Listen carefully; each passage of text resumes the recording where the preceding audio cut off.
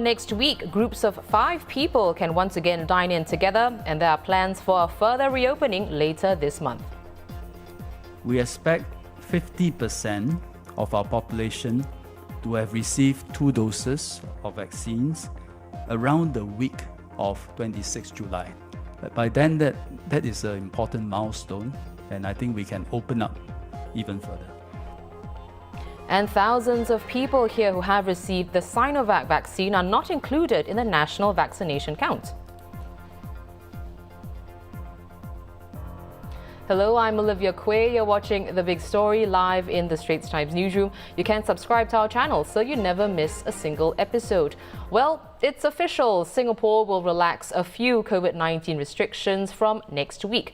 The multi-ministry task force co-chairs announcing that from this coming Monday, groups of up to 5 people can dine in at F&B outlets. That's up from the current limit of 2.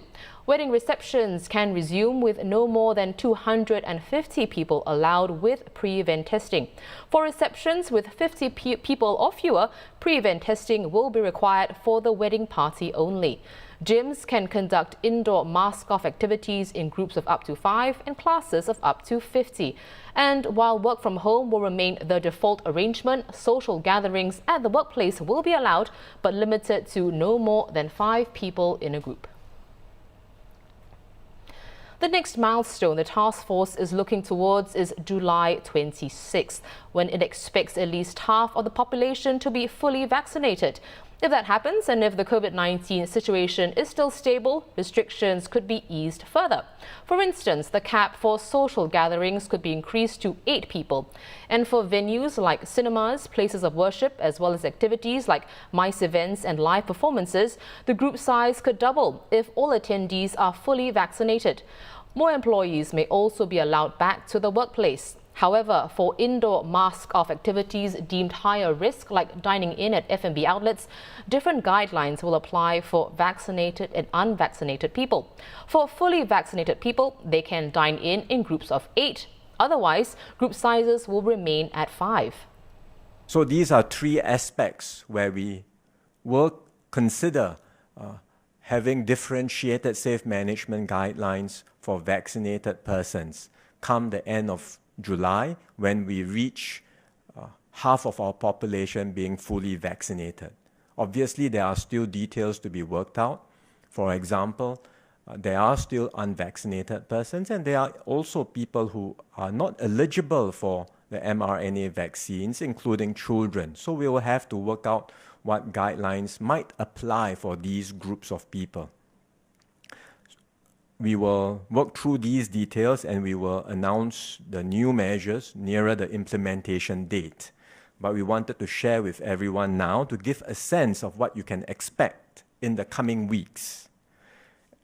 All this is part of the broader roadmap that we are working out, and which we will also share as part of our reopening and as part of our transition towards a scenario of endemic COVID.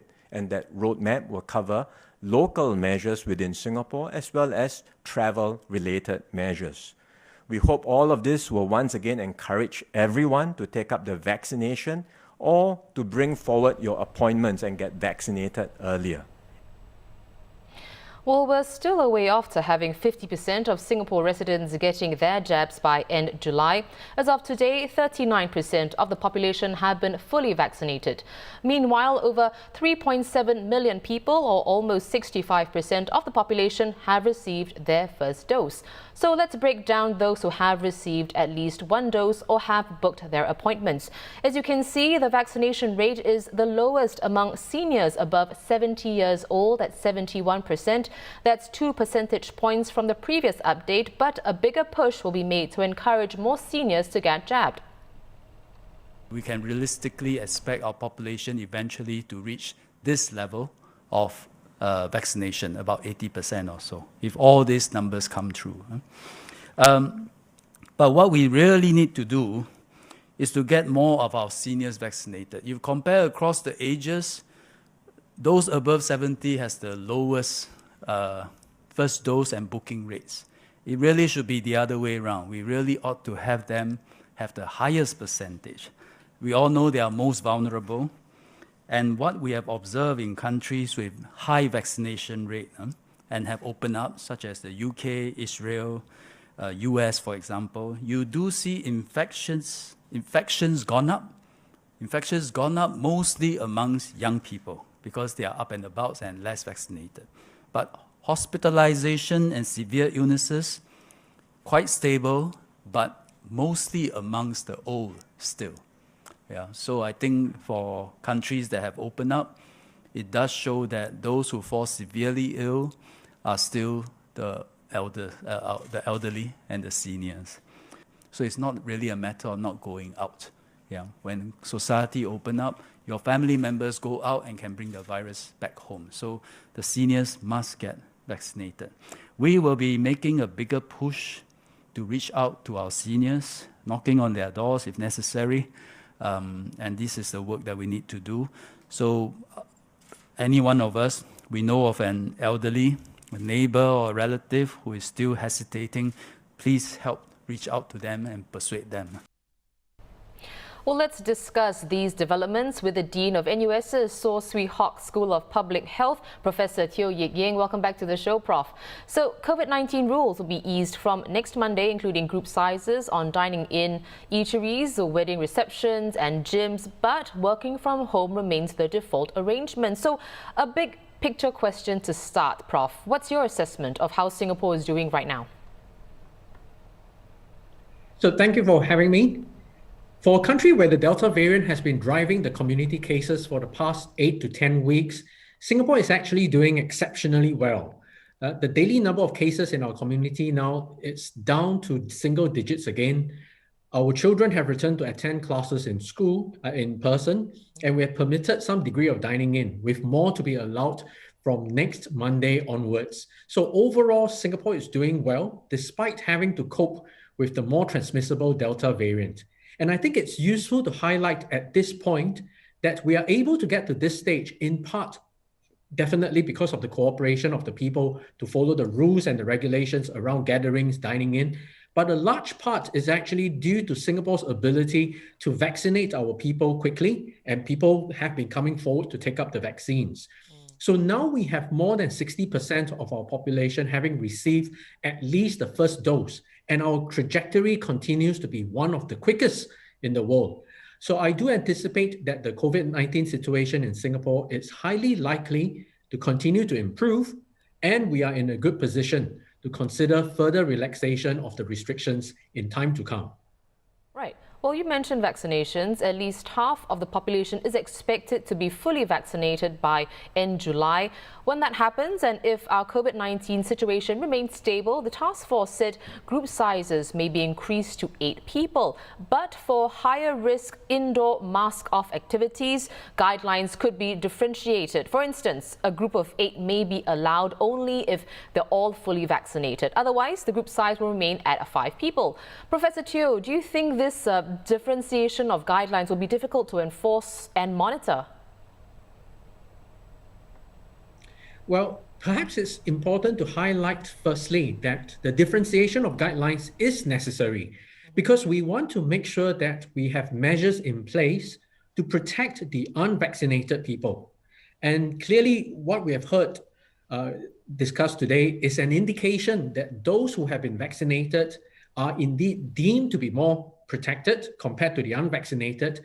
And therefore, as a group, these vaccinated people are permitted to participate in activities that for the past 18 months, we may have found it to be of higher risk. So we've been saying for a while now that vaccination confers a high level of protection against COVID. And these are exactly the kind of measures that we are now able to undertake when sufficient number of people in Singapore have been vaccinated, because they are protected from the harmful effects of a COVID infection. So in terms of whether it will be difficult to enforce or monitor this, I think in Singapore, it is made a lot easier through different methods. For example, our COVID-19 vaccination status is actually reflected in the mobile version of Trace Together. And right now we have to use Trace Together practically every time we go out for our dining activities anyway. It is also available on Health Promotion Board's Health Hub. app, if you have the Health Hub app on your phone. And of course, finally, if someone actually doesn't have a phone or doesn't have the phone with them, there is always the paper certificate that we would each have received when we are vaccinated. So checking this for proof of vaccination will actually not be too difficult. Okay. Well, we have been in this heightened alert period for a few months. Do you see any differences in the way the government is approaching our reopening compared with what happened last year when we moved from phase 2 to 3? So I think in Singapore, we are always very cautious. So our reopening right now still bears the hallmark of caution, prudence, and also we are doing this in phases. I think we have not rushed into relaxing our restrictions, and we have been relaxing our measures while observing the situation and the data around vaccination, not just in Singapore, but also in different places such as the United Kingdom, Israel, where these are places where there's a high rate of vaccinations. Just that at this time round, the data that we look at is not only the number of infections in the community, but also the percentage of people in our community in Singapore that have been vaccinated. So by relying on the data, as well as the important part, which is the science of the vaccines, I think this is the way that Singapore can plan its short-term as well as the long-term strategies to allow the people to be protected from COVID throughout and to eventually live with COVID. Well, Professor Teo, it's always good to speak with you. That was Professor Teo Yik Ying, Dean of the Salisbury Hawk School of Public Health at NUS. Moving on, as at July the 3rd, nearly 17,300 people have received one dose of the Sinovac vaccine, but they are not included in Singapore's national vaccination count, which only reflect those vaccinated under the National Vaccination Programme, namely with the Pfizer and Moderna shots. But those jabbed with Sinovac still have their records in the National Immunisation Registry and the Health Hub mobile app. We do track all who receive Sinovac vaccinations in Singapore. The clinics that we have allowed and licensed to provide vaccination using the Sinovac vaccine report details of those who have gotten vaccinated, and therefore we do have a count. But we have not attempted to conflate the reporting that we've done by only reporting those that are vaccinated with vaccines under the National Vaccination Programme, so as to better reflect the efforts we're taking within our National Vaccination Programme to get the population vaccinated and to achieve the milestones. At an opportune moment when the numbers build up, we may give you a sense in terms of the numbers who also have been vaccinated using the Sinovac vaccine. But at this time, our focus remains on the PSA-recognized vaccines that we are using. Also, we still have little data concerning the efficacy of the Sinovac vaccine, specifically against the variants of concern that currently that we are currently seeing, and that's particularly the Delta variant. Whereas in the other vaccines that we're using, the mRNA vaccines, there's a little bit more data available at this point in time concerning the vaccine efficacy against the Delta variant. And this is partly the reason why we've chosen in our milestones to rely on the more tested vaccines which we have sufficient evidence that there is a good amount of protection from that vaccination, and use that for our data when it comes to achieving the targets that we have. Meanwhile, Minister Ong Ye Kung said earlier today that according to a study of about 1,000 household contacts of COVID-19 cases here, NCID and MOH found that vaccine efficacy against the Delta variant is 69% consistent with other studies worldwide. Comparing the effectiveness of the Pfizer-BioNTech vaccine, just on Monday, Israel's health ministry announced that it was 64% effective against all infections. Last Saturday, researchers in Canada pegged its effectiveness at 87%. In Britain, the effectiveness is 88% against symptomatic disease from the Delta variant. And a study from Scotland concluded that the vaccine was 79% effective against the Delta variant, while experts say the range of numbers should be expected as it's difficult for a single study to accurately pinpoint the effectiveness of a vaccine. An update on today's COVID-19 numbers. 12 new cases confirmed today. 5 were locally transmitted, with 3 linked and 2 unlinked. The remaining 7 were imported. More details will be released later tonight. Up to 250 fans will be allowed to attend Singapore Premier League matches when the season resumes on July 17th. They must produce proof of a negative test result from a PCR or ART test or certification of having received both doses of either the Pfizer or Moderna vaccine. Eligible fans then need to purchase a physical ticket at each match venue. Migrant workers from India will be brought into Singapore, and it will be done this month in a small-scale and calibrated manner through a pilot program led by the construction, marine and process sectors. This follows the first few batches of workers entering from Malaysia under the pilot, with 0 incidents of COVID-19 cases.